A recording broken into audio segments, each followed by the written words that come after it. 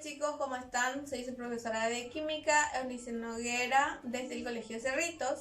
Vamos a dar la clase de química que se refiere a tabla periódica y tabla cuántica. Esas dos tablas vamos a dar en esta unidad. Es muy importante esta unidad para que ustedes conozcan a los elementos que están en la tabla periódica larga, conozcan cómo están distribuidos, sus propiedades periódicas, sus otras propiedades, lo que representan, dónde está su número atómico, dónde están las masas y cómo están distribuidos dentro de la tabla, etc. Bueno, todo eso vamos a dar en esta unidad. Esta unidad va a estar dividida en tres partes. La primera parte vamos a dar ahora lo que es el concepto de símbolos, que son los símbolos, los antecedentes, la tabla periódica larga y la tabla cuántica. Vamos a hablar un poquito de cada uno de ellos.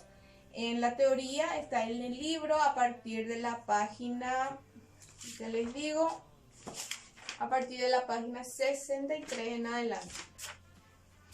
Vamos a comenzar. Antes de dar tabla periódica es muy importante que ustedes recuerden los números cuánticos.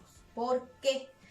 Y la distribución de los electrones en la configuración en el diagrama de Pauling. Esto es muy importante que ustedes recuerden porque de acuerdo a eso se hizo la distribución de la tabla cuántica. Justamente se llama tabla cuántica por los 4 números cuánticos.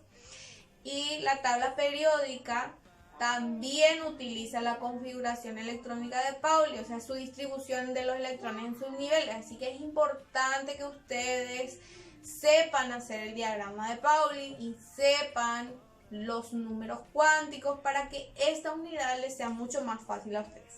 Entonces vamos a recordar un poquito de lo que era el tema de los números cuánticos. Tenemos 4 números cuánticos principales que son n, que es el número cuántico principal que va del 1 al 7, L, que es de forma de las órbitas y los subniveles que son S, P, D y F.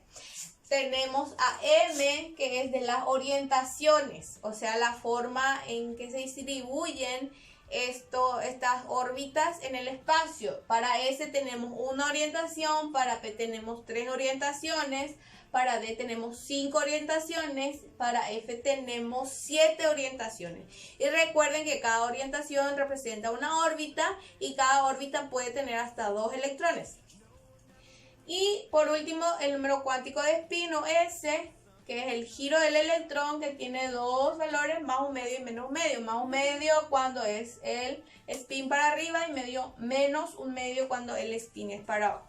Recuerden los números cuánticos y la distribución de Pauling para los electrones, que son con los subniveles SPDF. Bueno, habiendo recordado todo esto, vamos a hablar un poquito de los símbolos. ¿De dónde salen el tema de los símbolos? El símbolo de los elementos no son las abreviaciones de su nombre.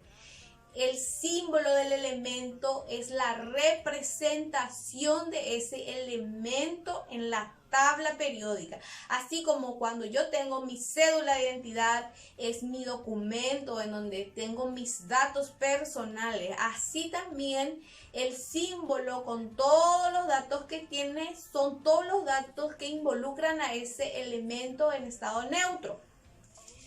Bueno, entonces no es la abreviación de su nombre. ¿Dónde empezó el tema de los símbolos? Empezó con Berzelius en 1814, cuando empezaron a darle símbolos a los elementos para poder identificarlos más fácilmente, poder hacer las ecuaciones, etc. ¿Cómo fue que se le colocó los nombres a los elementos? Se le colocó la primera letra del nombre. Por ejemplo, tenemos el carbono y su símbolo es C mayúscula. La primera letra tiene que ser mayúscula.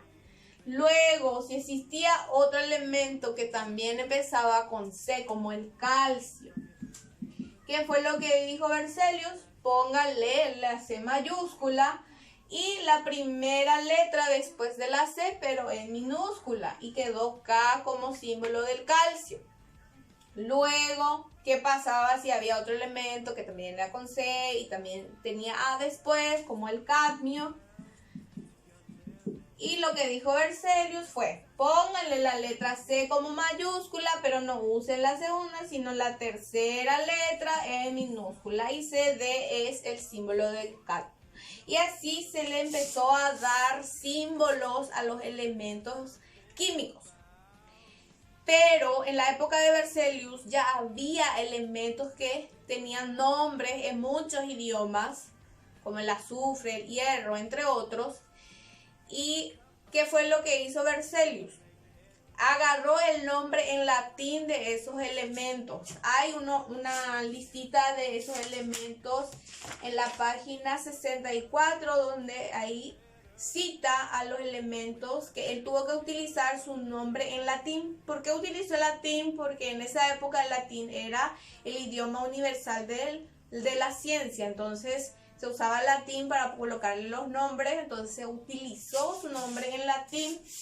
Por ejemplo, el azufre, que es sulfur, estos son su nombre en latín.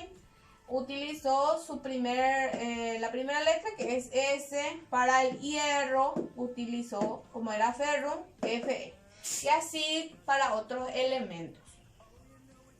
También les voy a hablar un poquito de lo que es el origen de estos nombres. Hay orígenes que están relacionados, por ejemplo, con un lugar o país, como por ejemplo el elemento germanio. El elemento germanio tiene origen su nombre por el país de Alemania. Están otros nombres de elementos que están relacionados, por ejemplo, con los astros, como el helio, que es hebra, porque se le dio ese nombre a ese elemento porque en el Sol había una cantidad mayoritaria de helio, y como que en esa época el dios del Sol se llamaba Helios, le pusieron Helio. También hay nombres referidos, por ejemplo, a científicos como Einstein, en honor a Einstein. Y así van apareciendo los nombres. Entonces, por lugar, en honor a un científico, o por algún astro, se le fueron poniendo los nombres a los elementos. Vamos a pasar ahora a lo que es los antecedentes de los elementos. Y va desde triadas de Dobereiner. Dobereiner fue el primer científico que quiso clasificar a los elementos de una manera seria. Se llamó triadas de Dobereiner porque él agarraba de a 3 elementos que se parecían físico-químicamente. Aparte de eso, el elemento del medio era el promedio de las masas atómicas de los otros 2 elementos. Entonces, de esa manera él fue haciendo una tabla de los elementos, pero todavía no estaba bien. Luego vino la octava de Newland, que fue lo que hizo, colocó los elementos según sus pesos atómicos y se dio cuenta que cada 8 elementos, el primer elemento era similar al octavo elemento físico-químicamente. Eso se mantiene hasta ahora. Se le llama octava de Newland. Luego finalmente vino lo que es la ley periódica de Mendeleev. Mendeleev fue el científico que se acercó lo más a lo que fue la ubicación de los elementos en la tabla periódica, y él hizo una ley que dice: las propiedades de los elementos químicos, propiedades se refiere a propiedades físico-químicas como punto de ebullición, solidez, dureza, etc. Entonces, las propiedades físico-químicas de los elementos químicos están en función periódica, porque es periódica, de sus masas atómicas, dijo él. Entonces él fue ubicando a los elementos según sus masas atómicas. Actualmente nosotros sabemos que la tabla periódica está distribuida según su número atómico. Entonces esta ley periódica se mantiene. ¿Qué es lo que varía? Es que las propiedades de los elementos químicos están en función periódica de sus números atómicos en la tabla periódica actual. Bueno, eso es lo que vamos a ver ahora en esta primera parte.